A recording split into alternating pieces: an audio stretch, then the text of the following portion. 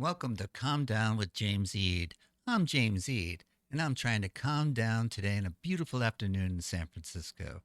The reports of San Francisco's demise have been greatly exaggerated. It's doing great. Come down and check it out. I can tell you today is a great day to be in San Francisco. Inland in California, it's still scorching hot, but coastal cities like San Francisco are great.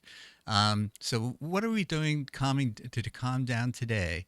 And why are we so uptight in general? I want to talk to everybody about calming down because we should be calm. We make the best decisions when we're calm. Our behavior is best when we're calm. But we're agitated so often, anxious or agitated constantly. And how do we know, hey, wait, I'm not in a good space to make a good decision? I want to calm myself down. How do I do it? The best way to do this is to know beforehand what you're going to do. Because when you're anxious and agitated, you're not going to make a good decision about how to calm yourself down. So know beforehand what it is you're going to do. I talk about myself. My go-to is deep breathing. I practice it in the morning when I wake up, and I practice it again whenever I find myself getting anxious or intense or anxious about anything. It doesn't matter. And we don't judge each other's anxiety about, yours is valid, mine isn't. No, everybody gets anxious for whatever reason. Everyone has to have a go to on how to calm down. And especially people that are struggling with addiction and recovery, people that are in recovery know that they can't afford to have resentments, to get angry, to be upset. It's not in their best interest. It's not in their long term best interest to continue to be sober, clean and sober. And they have to be able to calm themselves down. But everybody can benefit from these types of things. And what works for me may not work for you, but my go to, deep breathing, works for a lot of people. So try something, and it can be just a matter of trial and error. What do you do when you're anxious? How do you calm yourself down? So there's a lot to talk about, and I want to talk mostly to the people struggling with addiction and recovery. And every week we try to talk about a little bit about how you can deal with your situation. Know that you're not alone. Lots and lots of people are struggling. There's so many families that are affected by this in the country. It's really an epidemic that's going around the country. Everybody's affected by it, or everybody knows somebody who is affected by it. The main thing that I want you to know is there's nothing to be ashamed about. Addiction catches up with people slowly. You don't wake up one day and say, I'm an addict. It comes at you on a slow pace. You may be making bad decisions and doing things that you probably know better than you shouldn't do and all that kind of stuff, but it can creep up on you. Now, it's not like April I was an addict and May I wasn't, or vice versa, because recovery follows addiction, and you never can say, I'm done. I'm not fully recovered. I'm in the process of recovering still from whatever it was that I was suffering from. And addiction comes in many forms. And so again, we don't judge each other. We try not to anyways. We don't say your addiction is serious, mine is trivial. No, everybody that has an addiction that is changing their lives for the worse. And they're trying to find ways to get out of it. And the one thing that I will say is that in our society, you're often shamed for having an addiction. And I want to tell everyone that this is a bad vibration. I never made a good decision based on shame. Now, we were all taught shame when we were children, one way or another, to control our behaviors.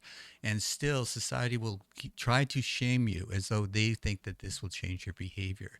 But we know that that's not true. Shame doesn't help us. We have to rise above shame. Shame is pulling us down. Shame is a vibration at a lowest level.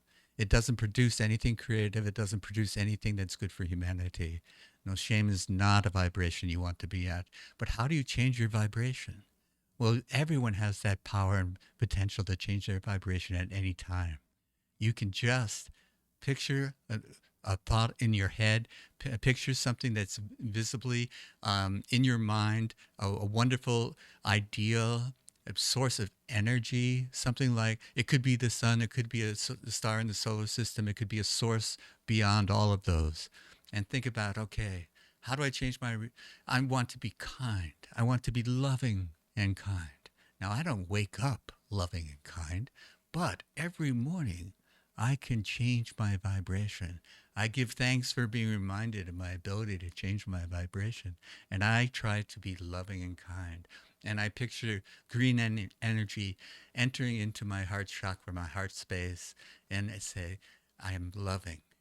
And then I picture blue energy entering into my throat chakra space. And I say, I am kind. Because when I was unkind, it usually was something I would say. So to me, the green energy and the blue energy and visualizing it calms me down. And the body can calm the mind can calm the body. And when I find myself relaxing, and I can relax and think, why can't I just meet someone and treat them in a loving and kind way? If I'm walking down the street and I see somebody, after I've done this, I smile at them. This was 10 years ago. I wasn't smiling at anyone, but now I am. And more often than not, they smile back. This is one of the things that you can do. But today's lesson, if you have any lesson to take away from that, is shame's not part of my life. And if you feel ashamed and you come in contact with me, it's going to be like matter and antimatter, because I don't tolerate shame in my body. And if you get into my sphere of influence and you have shame, there's going to be a dramatic confrontation between that. So please don't feel shame, because I don't want that to happen between us. And when we do come into contact, maybe you can give me your shame, because I can take it. I can take your shame away, but it's best if you give it away yourself. Now, the next segment of Calm Down. Oh, excuse me, I made a mistake. I wanted to talk about why I do calm down in general. And yes, it's to talk to addicts in recovery. And it's also to talk to everybody that's suffering from their lives are being affected by not being able to calm down. And it's partly a service to humanity, of course, but I do have an ulterior motive. I want to sell this book. This is Freedom by James Eade. I'm James Eade. This is my book. I want you to buy it because it's my story. It's my story of how I bent the knee to the tyrant addiction and how I stood up again and walked my path in recovery. But I have a friend, a senior correspondent from Los Angeles, and I would like to turn this show over to Rick Rosner and hear what's bugging him today. Thank you very much for tuning in. Welcome to this segment of Calm Down with James Eade. I'm James Eade, and it's hard to calm down sometimes when all the news that you hear is upsetting. Now, one of the ways that I deal with it is by not paying as much attention as perhaps I should. That's why I have a senior correspondent report to us once a week about what is going on in the world and what's upsetting him. His name's Rick Rosner, and I want to introduce him now. Rick, hello. Hello. So we're in a flight path, so you might hear airplanes flying over. My bitching is not going to be about that, but I'm just letting you know. All right. Okay, so go take it away, Rick. All right. So if you remember your Bible, Moses goes to get the 10 Commandments, and he climbs Mount Sinai. It takes him a few days to get up there and to get back. And when he gets back, the Israelites have totally forgotten their God, and they're worshiping a golden calf. And Moses gets pissed, and he throws down the 10 Commandments and breaks the tablets. And his people feel chastened, and they calm down. They quit like orgying and stuff. But Moses has to go back and get another copy of the 10 Commandments. And then they wander in the desert for another couple decades, I think. And then they come upon the land of milk and honey, which I don't know what if I forget the name for it in the Bible, but it's the place that God was finally going to fulfill all their dreams. But God says, not so fast, Moses, because you busted the 10 Commandments. You can't cross over the Jordan River, I think, into the Promised Land. you've lived, I don't know, 600 years, but you have to spend the rest of your life, just looking across the river at your people. And I feel a little bit like that with longevity science. I'd like to live, indefinitely. And there's a ton of longevity science that's going to happen in the next 10, 20, 50 years, so that people 30 years from now, they might get to live as long as they want, within reason. The world's foremost cheerleader for living forever, Ray Kurzweil, says you don't have to live forever. You only have to live long enough so that you're in a period where for every year you live, science is able to give you one more year. And that threshold is likely to be crossed in the next couple decades. But I don't know, the odds for any of us seniors or near seniors of getting across the threshold, I don't know, seem iffy. And like that's one reason I was pissed at COVID, because COVID shut down a lot of stuff, including probably, science. If everybody's locked down at home, it probably threw a wrench in scientific progress. So COVID maybe cost us 18 months, 2 years in progress that could get me another 18 months or 2 years. So that's what I'm upset about, that we can see the future from here. And the future is people living for, probably the first people to live for 200 years are alive now, but they're probably younger than me. Jim, you're muted. Thanks for telling me that. I just wanted to say, if anyone wants to correct our Bible study, info@airu.tv will accept your emails and corrections there. Although I don't have any corrections for you, Rick. It sounded pretty correct. I'm just basing it on, I hated Sunday school, and I've seen like part of the 10 Commandments, which is what, now 70 years old. It used to show up on TV, and probably still does, but we don't watch that kind of TV anymore because we have 800 different shows to watch. But what about mandating it in the schools? That's a thing now back in Louisiana, Texas, and states like that, I think. Well, even a boring movie from 70 years ago, if it gets you out of class, then I could see as a kid being okay with that. Sure. But yeah, people overlook how bad Louisiana is in terms of all the indices of quality of life and their politics.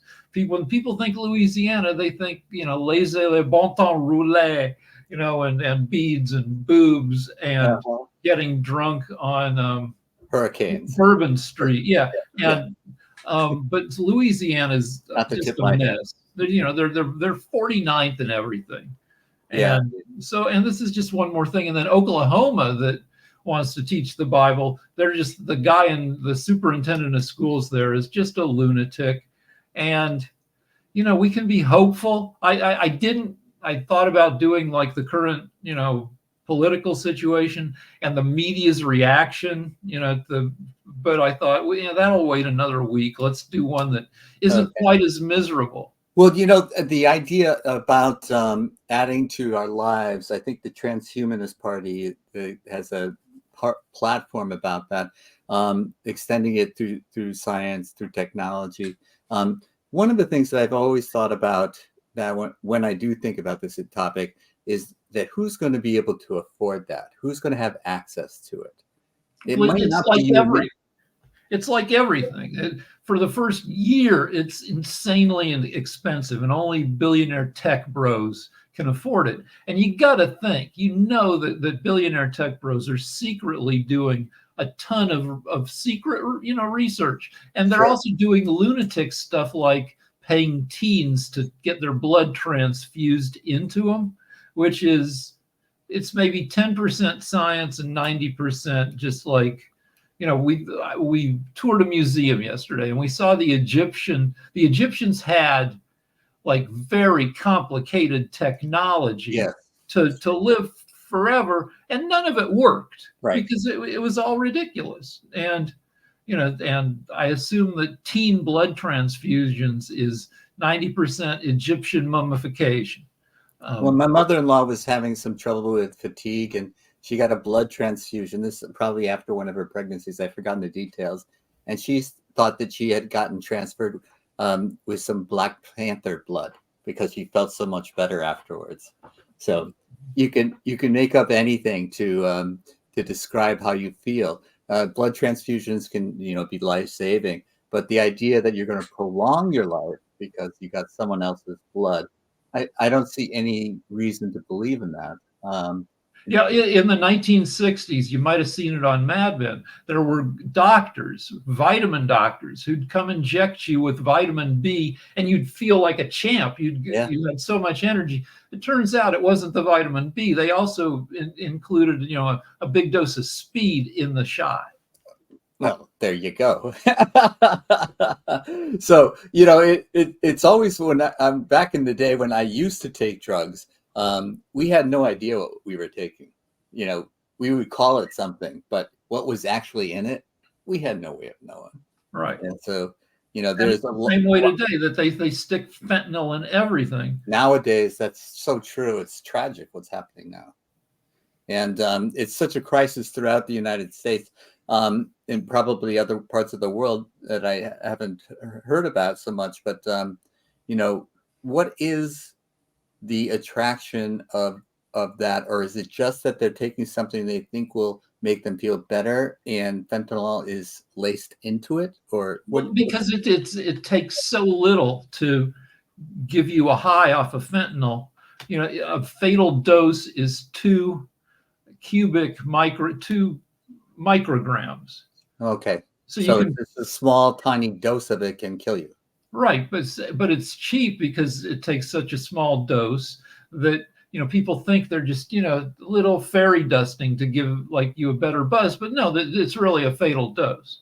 Because when I was a kid, when I was 20, I worked in a bar that there was a ton of cocaine flying around. It was Boulder, 1981.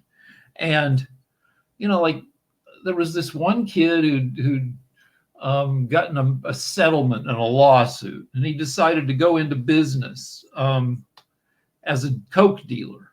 Okay.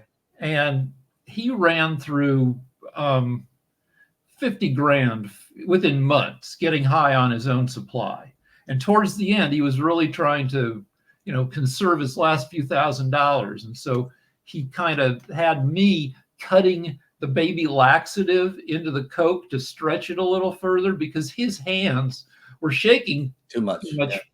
But do you really want me in some crappy apartment, determining, what a 30% cut is? And I'm sciencey. So anybody else cutting, fentanyl into other stuff is going to be even crappier at it than I was. And especially when the margin for error is so small. Yeah. And so, I'm sure it's just, it's a market force that you want your drug to be buzzy. Maybe, cocaine's expensive. So maybe if you stick a little fentanyl in, people won't notice that the coke is not doing anything for them because you've diluted it down to less than 20% cocaine. And, the drug business, maybe the people at the top aren't idiots, but I'm sure the percent of idiots, the further down the hierarchy you go, the percent idiots goes up. And also when you're talking about people that are attracted to drug and drug use, along with the addiction crisis, there also seems to be a loneliness crisis. And I wonder if they go hand in hand. Do you think that could be a possibility that people are... I think it's a possibility. There's certainly a coupling crisis that people are finding it are coupling up, forming couples and making babies less than ever before around the world. And my argument is that the world has become so entertaining that it's become easier to just sit in your own little cocoon and be entertained off of streaming and internet than it is to, like, pull your pants up and go out into the world and try to get laid. We actually had to do that back in the day. Yeah, we're part of the bar era, the singles bar era. You had to walk into a bar. You had, ideally with friends, and I didn't learn this till it was too late. That if you a single man walks into a bar, nobody wants to talk to him because everybody knows what he's there for, and he comes off as creepy. I was lucky enough to get jobs as a bouncer, which justified me being there, so I could occasionally hook up with somebody. Okay. Yeah, I always went with friends, and there was always girls there in a bunch of, at least 3 of them together. And so that was the way that we would come into contact with one another. And there weren't really that many alternatives. So you take that away. For example, Saturday night, I know you didn't like TV in the 70s, but there was a Saturday night was like Archie Bunker, Mary Tyler Moore, Bob Newhart show. And then we went out. There were like 3 good shows in a row. Yeah, I mean, the Saturday night has been a graveyard for network TV for 20, 30 years now. Mm-hmm. But back then there were some good Saturday nights. I remember when I was a little kid, there was Fantasy Island on ABC, followed by The Love Boat, and I liked those shows enough, but they also stung because I knew the popular people were not sitting at home on Saturday night. Right. And I wasn't cruising anywhere, going to any islands anywhere. But it's, I mean, a lot of people are on, most modern people are on the, on Tinder and all the hookup sites. But, okay, yeah. But it's still tough for people to hook up in a durable way. Correct. I think for a lot of people, it seems like the effort isn't worth it because coupling is hard. And so why would that lead to you turning to drugs? Well, I haven't seen a breakdown. Okay. I know a lot of people turn to deadly drugs because they've suffered an injury and they were given opioids that are extremely effective, but extremely addictive. I mean, they've made like, I don't know how many docs and how many dramatizations. Like, I think everybody knows that that's where a lot of addiction comes. Absolutely. Over subscribing of painkillers. I personally know, and you probably personally know somebody, he had a hernia operation and then got pain pills and then got the access to them suddenly stopped. And he couldn't get them. He couldn't afford them on the streets. So he turned to heroin, which is cheaper. And, and probably people turn to fentanyl too, which is, I assume, even cheaper than that. And that may be one of the explanations for it. And, it's one of the joys of my life to see somebody that was, good guy and just got taken down by addiction, and to see him climb his way back up and be, happy again, leading a life of true happiness, where he feels good about himself and what his contributions to society are after he was pushing a shopping cart. Yeah. So in the U.S., opioids kill about 100,000 people a year, which is on a par with COVID. And COVID has been the deadliest event in U.S. history. So, if the probably opioids you could argue might be the deadliest event, or might become if you consider, the whole, decade, 2 decades of opioid deaths as a single event. Right. But it's a steady drumbeat of death. Right. And, our policies don't seem to be addressing the issue on the national level. And one of the things that we have to get away is the shaming aspect of people that are addicted. Because as you pointed out, you can get drugs to help you cope with pain, and then you can become an addict without knowing it, without meaning to go down that road. And it's not a question of willpower. It's a question. Well, there's also the limited I mean, the only way to have any chance of helping people, as far as I know, is putting them in rehab. And there just aren't enough slots. Right. And or enough money to pay for. I've heard, and I don't know if this is true or not, but like LA has 73,000 homeless people according to the latest count. They go out and try to count everybody, which is second in the nation to New York City. But I've heard that one source of all these homeless people is that that drug rehab places will advertise. LA drug places, Malibu, will advertise in Ohio, and that there are funds available. So to get them out here, that, you know, some state agency is paying to get them out here, and they go to rehab and they're fixed, and then they're just kicked out, and nobody's paying for the return ticket. So they're on the street here in Los Angeles, and they eventually revert. Right. I don't know if that is true, but it seems plausible. Well, even if it's not true, there's enough of the real things going on that are causing people to experience temporary success with rehab, and then what we call relapse. And the idea of even getting someone into rehab, that's a real struggle sometimes, because they associate it with shame that they failed somehow. But it's absolutely what some people absolutely need. And they're not going to get better without it. But other people, I always say, you know, what works for me might not work for you, and vice versa. Different people need different things. You know, some people can do it with just the companionship of others that are in the same boat can help you. And I find that finding a community of supporters has been the one consistent thing in all the programs that I have been advised of or participated in myself. Whether you find somebody that can be there when you feel squirrely and you pick up a call and someone's not judging you, they're understanding you and they're nodding their head along with you. That seems to be the ticket for success for so many of us. Also, like, you hear a zillion stories about the first rehab didn't work, the second time, the third time, it was the fourth time. That is also a story I hear often. Yes. So never give up. It's what, 30 grand, 40 grand every time. Well, some of these places, there's no question. And this is one of the things that, you know, really try to pay a lot of attention to, but it's very difficult to find the people that are trying to make money and the people who are trying to help, you know, and often it's hard to tell who's who, which one's probably the people themselves get confused.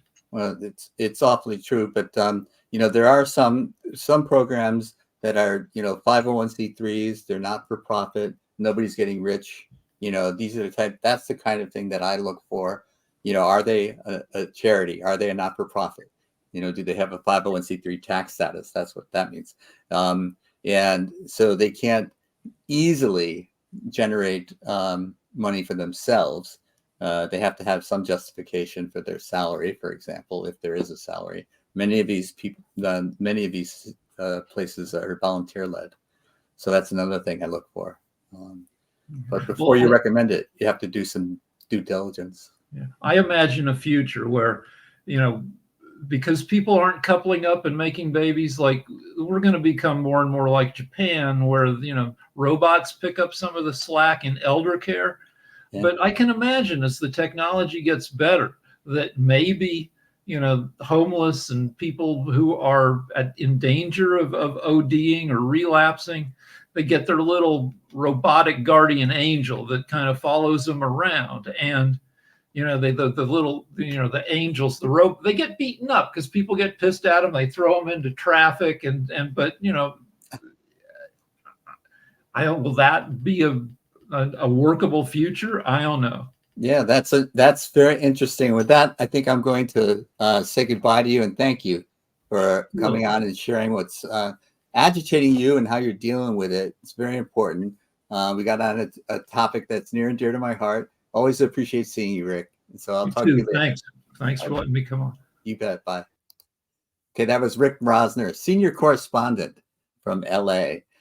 Rick is a writer, a dumbass genius by his own description, and former writer for Jimmy Fallon. We really appreciate him coming on into, let's see, I've got this there. Calm Down with James Eade. In case you wanted to know how to reach us, you can reach us by writing an email to that address, scrolling across the bottom of your screen. But I'm James Eade, and I'm saying goodbye to you right now.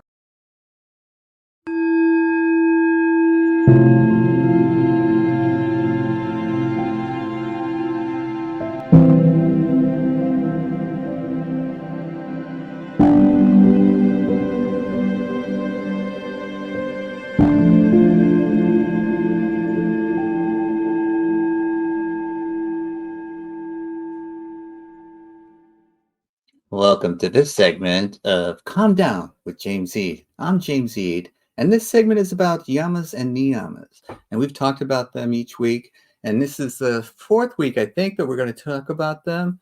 Maybe we're going to talk about non-stealing this week, but Yudhisthira is my yoga instructor, and I'm going to bring him on now.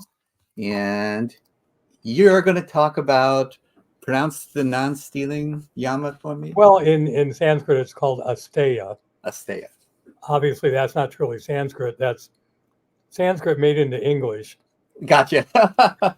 And well, I'll talk about it in just a minute. But I mean, it's a challenging one for a lot of us to get to as a practice. Mm-hmm. But once you begin to practice it, the idea becomes very clear as you become aware of what's going on within us, that really falls under the category of non-stealing or non-coveting. Thou shalt not covet. Yes. Yes. Okay. Yes. Bringing that back full circle to my religious upbringing.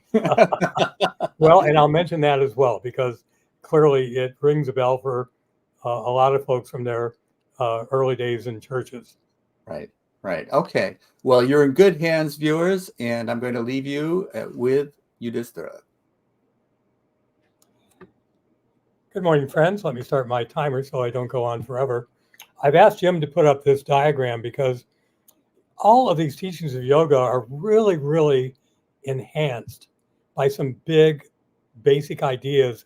And once those big ideas are understood, at least in general terms, it helps in terms of putting into practice the individual yamas and niyamas in our case.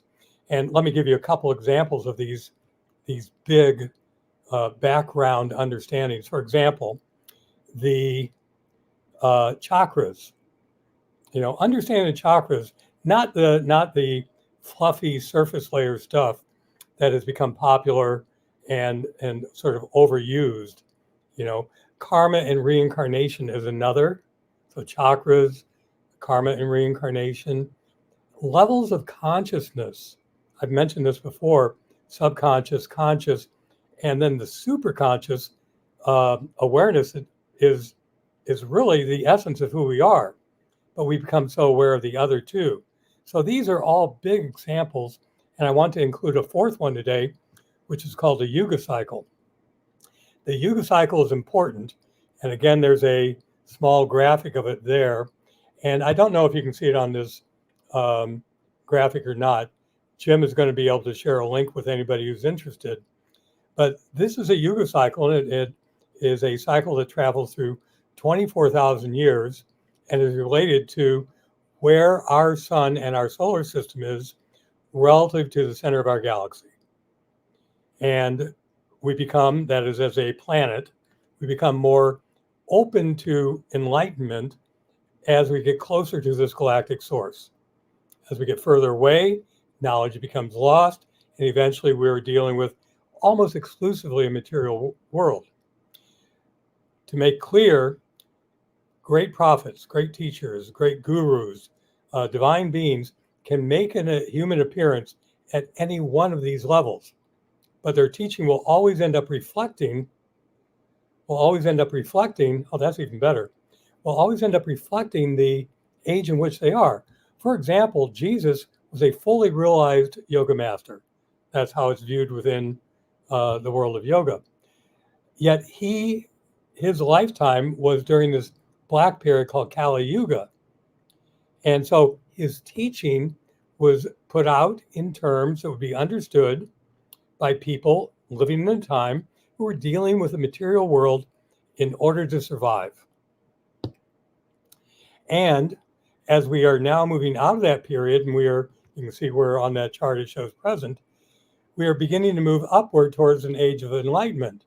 The challenge we face is that there are many powerful tools that we have that are energy related.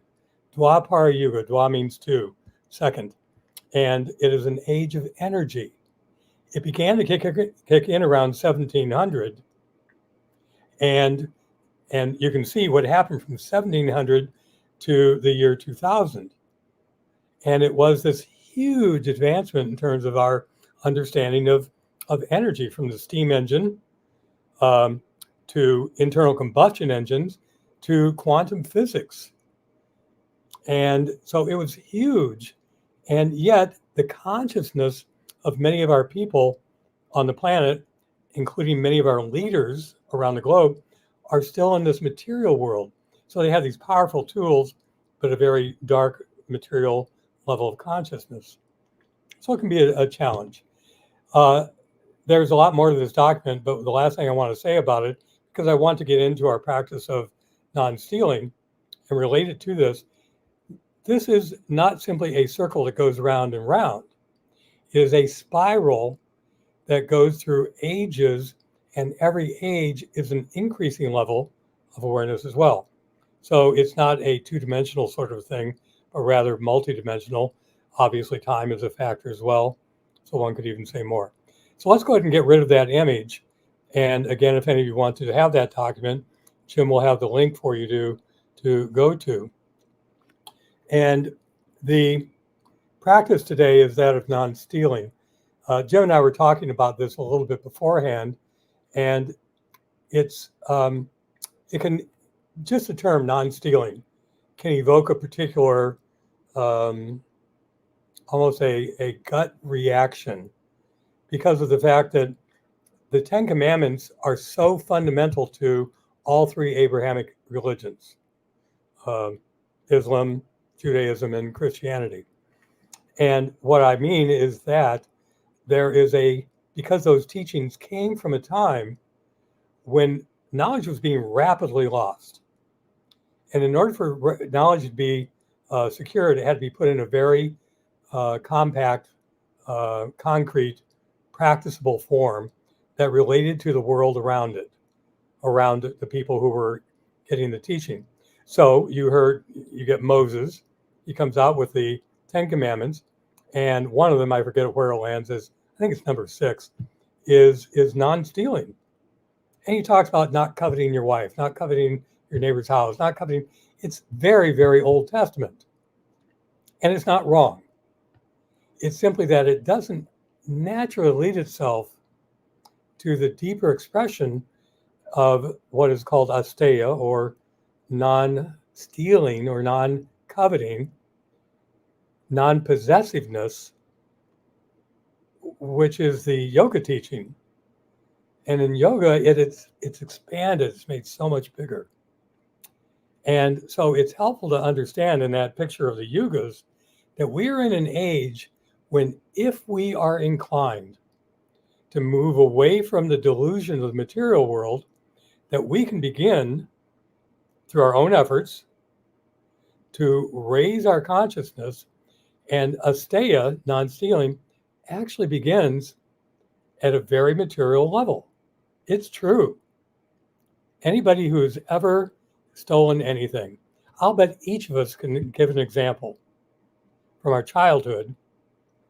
I have a clear memory of going to a corner grocery store and wanting the candy that I didn't have the money to buy, and literally stealing some. I think I got caught. Ended up being the best thing for me. But this idea about being caught is an important component because it holds us accountable. I'll tell you that at one point while I was running a Ananda Center over in Scotts Valley, it was a beautiful center. We had a lot of technical things there, a certain amount of cash, and it was a thriving business at one point. until the pandemic. And but at one point we had a break-in, and stuff was stolen, computers were stolen, money was stolen, and we could see how they got in. And it was an interesting thing because my first reaction was to put out on Facebook, on our website, on those things, to put out a request for people to pray for the people who had taken the stuff, to the thieves. And my friend and spiritual guide, Joe Tish, who is one of the spiritual directors of Ananda Worldwide, he gave me a correction that was perfect. He said, by all means, pray that these people be blessed and pray that they be caught, because in that way they may have the option of recognizing what they got wrong. And so being accountable for the things that we want that are not ours, when we actually follow through on it in a physical way, is great. And I want to expand it from material things, but material things offer a great example. For example, if I am walking down the street, I was telling Jim this earlier, I do love automobiles. They're fascinating to me. And, I really enjoy reading about them, knowing about them, their power plants, where they're produced, their special features, things like this. And I really would like to have one of them for about this long, because when I actually buy a car of my own, it ends up being a pretty simple car. I think I've had 3 Priuses along the way. And right now I have a Chevy Bolt. It's about as simple of a car as you can get. And so what that points to is the fact that there's nothing wrong with enjoying the things that are out there in the world. The problem comes when you think that your happiness will be increased by acquiring them. I have some notes here. I want to make sure I don't get too far off track. So in the Abrahamic religions, we have this commandment, thou shalt not steal. Well, that's basically the fundamental principle in yoga as well. However, in yoga, it naturally extends into the thoughts that we have. So that thought that I have sometimes that, boy, that's a great car, could easily become, if I only save up and buy it, then I will actually have it and I will be happier. What would happen is then I would have to maintain that car and it would become a burden, not a blessing. This is one of the great teachings about non-stealing, that what we think will make us happy will end up becoming a burden rather than a blessing. So how do we practice non-stealing? Well, certainly outwardly, we don't take things that aren't ours. But we also have to begin to notice the thoughts in our mind. And when those thoughts in our mind stray into the area of wanting something that is not rightfully ours, understand it can be wealth, it can be a particular relationship or partner. It can even move into the level of spiritual awareness, wanting a level of spiritual elevation that I have not rightfully earned. And yet I have this false idea that if I were to somehow act as if it's rightfully mine, which in time it might be, then I would be able to be spiritually uplifted. It doesn't work that way. You need to go through the work of disconnecting yourself from the desire in your mind.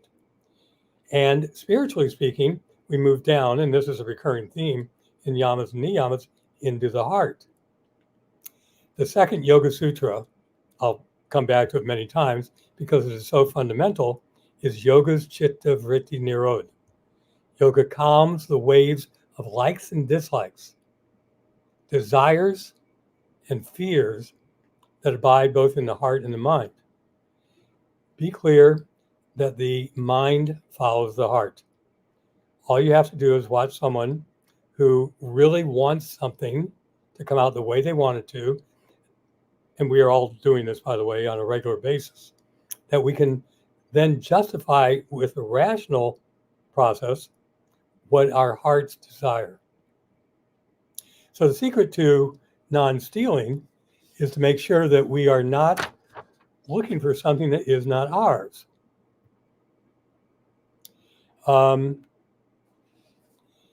And so I want to wrap up today and read two things for you. One is from a book called Demystifying Patanjali. I've probably shown this to you before. And on this quality of non-covetousness, Swami Kriyananda, the founder of Ananda Worldwide and a direct disciple of Paramahansa Yogananda, he says this: non-covetousness means not to want anything that isn't yours already. Enjoy things, but without personal attachment. Don't send out grappling irons to them from your heart, the hooks of ego. And then from this book, Affirmations for Self-Healing.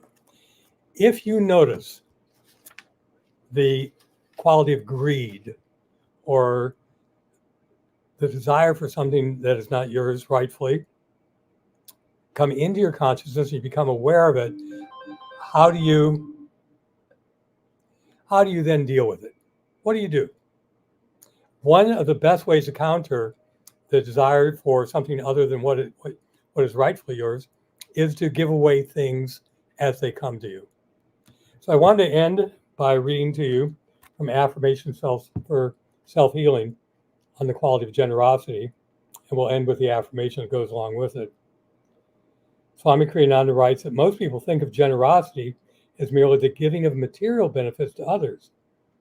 More important, however, and much more satisfying, is a generous spirit, a willingness to let the other person shine, even if it means being eclipsed oneself, a happiness in his good fortune, even if it means personal loss for oneself, a concern for his safety, even if in an accident, one's own property has been destroyed. Generosity means, above all, recognizing that everything that we have and are belongs to God alone, and is his or hers to dispose of as she wills. So there's no way to possibly compact everything about any of these yamas and niyamas into a single short period of time, but at least it will get you started. If you want more information on the yugas, again, the link is one that Jim has, and I'm happy to share that document with you. It has a lot of information on it. So blessings and joy, and I will see you next week.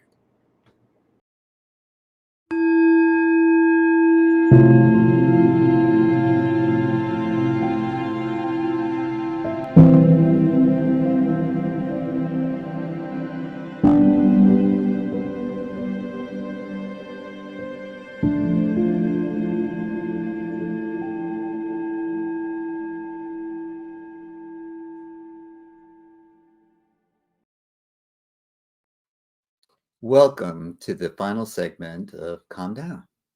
And I want to introduce to you, my loyal listeners and viewers, Divya Lovewise, that wise yogi. And I would like you, at the end of every show, I'm a little bit agitated and worked up and all that kind of stuff. And I was wondering if there's something that you could do to calm me down. Could you just say goodbye to us in any way that you see fit? Sure, I would love to. I will take off and let you do that. Thanks again. Okay. Well, bring yourself into a comfortable seated position, feeling your feet on the floor and letting your hands rest in your lap. Palms up or palms down is a great way to start bringing yourself back into center and focus with your own divine energy and letting go of anything that might have wanted to stick to us throughout the day that may be energy we don't want to carry throughout the day. So having this basic position feeling grounded, even closing your eyes and taking a deep breath in through the nose and out through the mouth.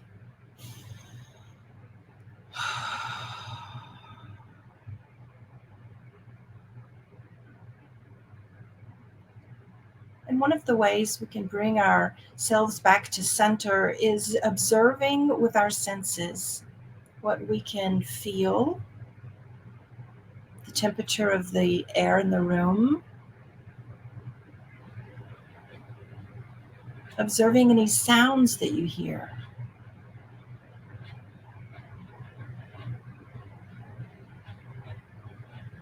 Noticing any smells in the air.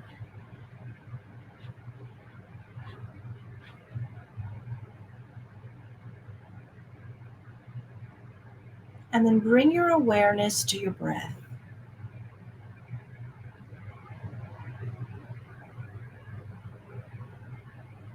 As though you're watching it from the inside out.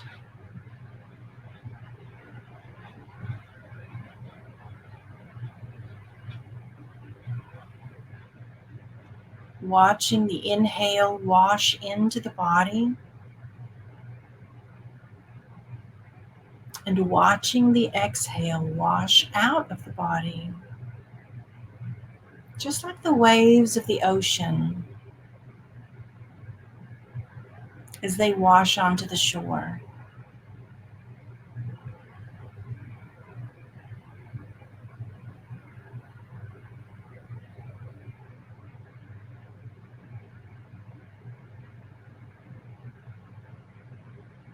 And if you find your mind still wandering, you can even place one hand on your lower belly and one hand on your heart, so that you can feel with your hands this breath washing in and washing out.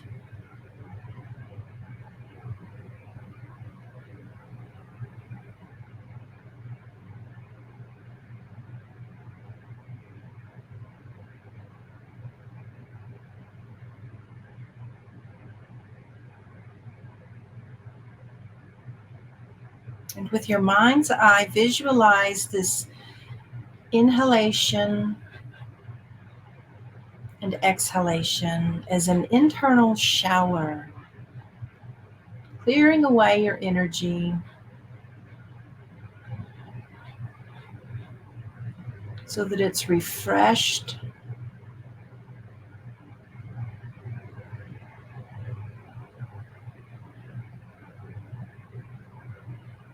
it's rejuvenated,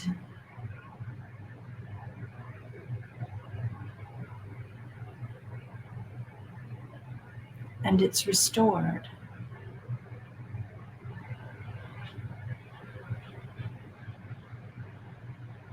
Releasing your hands into your lap, just give yourself a few seconds of pause in this return to peace, enjoying it.